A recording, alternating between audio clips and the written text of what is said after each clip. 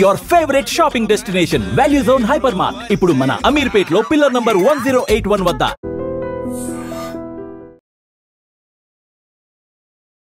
హైదరాబాద్ పాత బస్తీ.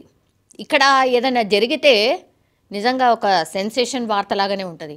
బికాజ్ ఇక్కడ చాలామంది కూడా ఈ మంత్రాలు వేస్తామని చాలామందిని మీ అనారోగ్యం ఉంటే ఏమైనా తగ్గిస్తాము ఇట్లాంటి చెప్తూ కూడా ఈ బాబాలు నమ్మించి చాలామందికి కూడా అనారోగ్య సమస్యలు ఉన్నా లేకపోతే ఇంకేమన్నా మీరు దర్గాకు తీసుకురండి, మేము మొత్తం సరి చేస్తాం, అనారోగ్యాన్ని మొత్తం ఆరోగ్యవంతుల్ని చేస్తాం, ఇట్లాంటివన్నీ చెప్తూ కూడా బురిడి గుట్టిస్తూ ఉంటారు. సేమ్ అట్లాంటి దొంగ బాబానే ఇక్కడ కూడా బయటపడ్డాడు. పూణేకి సంబంధించిన వ్యక్తులు వీళ్ళు. యాక్చువల్లీ పూణే నుంచి వాళ్ళ అమ్మాయికి హెల్త్ బాగాలేదు అని చెప్పి అక్కడి నుంచి ఇక్కడ హైదరాబాద్లో వాళ్ళ సిస్టర్ ఉంటుందట. సో సిస్టర్ దగ్గరికి పంపించింది వాళ్ళ కూతుర్ని. పంపించిన తర్వాత 4 నెలల క్రితమే పంపించింది. అప్పటి నుంచి కూడా అక్కడ దగ్గరలో ఓ బాబా ఉన్నాడు. ఆ బాబా మంత్రం వేస్తే పూర్తిగా అనారోగ్యం ఏమున్నా అదంతా కూడా పోతుంది అని ఉంది కాబట్టి ఏపీయు అని చెప్పి వాళ్ళ పాపను పంపించింది.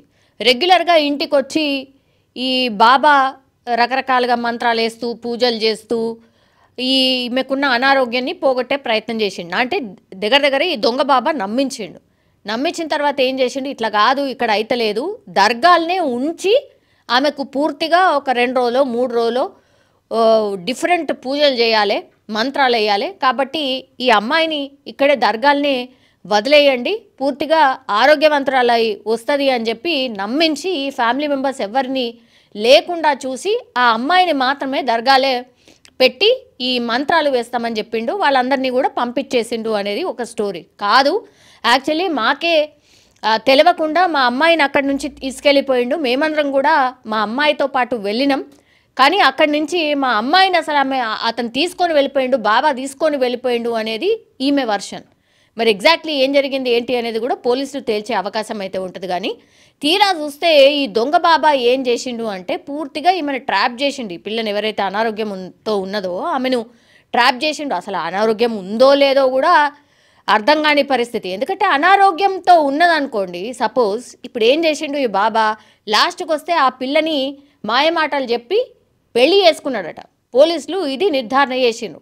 అట్లాగే 8 రోజులు అవుతోంది బాబా తీసుకెళ్ళి మా కూతురు ఎక్కడుందో మాకు ఇప్పించండి, అసలు దొంగ బాబా ట్రాప్లో మా పిల్ల పడిపోయింది, మేము కూడా నమ్మి మోసపోయాము అనేది కంప్లైంట్.